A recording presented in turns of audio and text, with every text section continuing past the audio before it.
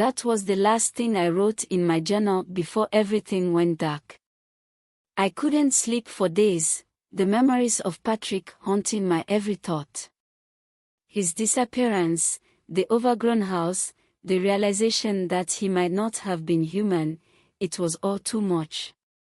The unanswered questions ate away at me, and I found myself unable to think of anything else. But the worst part was the pregnancy. A constant reminder of my terrifying encounter. Desperation led me to the only solution I could think of. I had to go to the village he mentioned. Maybe there, I would find answers. Maybe, I would understand what had happened to me. I didn't tell anyone about my decision. Who would believe me anyway? They all thought I was losing my mind. The journey was long and filled with anxiety. As I approached the village, an eerie silence enveloped the surroundings. It was as if the very air held its breath, waiting for something dreadful to happen. The villagers watched me with suspicious eyes as I asked for directions to Patrick's family house. They whispered among themselves, their expressions a mix of pity and fear. An old woman finally agreed to take me to the house. Her face was lined with age and sorrow, and her eyes held a deep, unsettling knowledge. As we walked, she told me a story that made my blood run cold.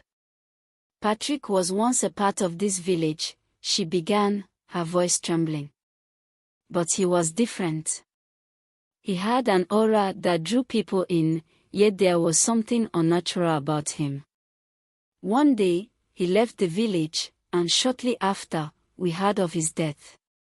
But there were rumors that he had made a pact with dark forces, that he could not truly die. We reached a dilapidated house at the edge of the village, hidden among tall trees and thick bushes. The sight of it made my heart race. It was eerily similar to the house I had visited with Patrick. The old woman handed me a key, her hands shaking. "Whatever you find in there," she said, "remember, you were warned." I entered the house, the air thick with the smell of decay. The inside was just as I had feared, dark, cold, and abandoned. The memories of my time with Patrick flooded back, and I could almost feel his presence beside me. I made my way to what looked like a study and found an old, dusty diary on the table. It was Patrick's.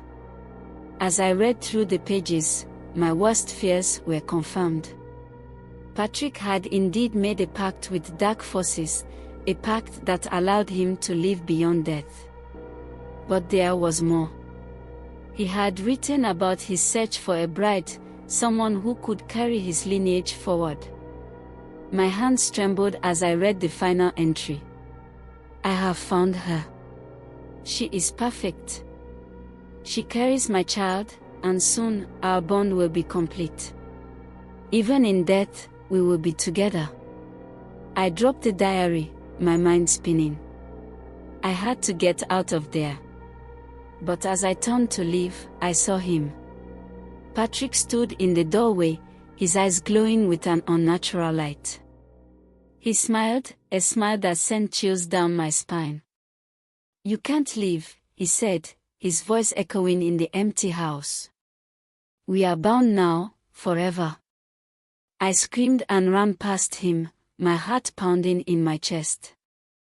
I didn't stop until I reached the edge of the village. The old woman was waiting for me, her eyes filled with sorrow. "I warned you," she said softly. "You cannot escape him now. The pact is sealed." I left the village that day, but the terror followed me. I don't know what to do. The fear, the uncertainty, it consumes me. Patrick's words haunt my dreams, and the pregnancy grows with each passing day. I can feel his presence, watching, waiting. And now, I am left with a haunting question: is there any escape from this nightmare, or am I doomed to be with him, forever bound by the shadows? Thank you for watching. If you like this story, please like, comment and subscribe. Watch out for part 3.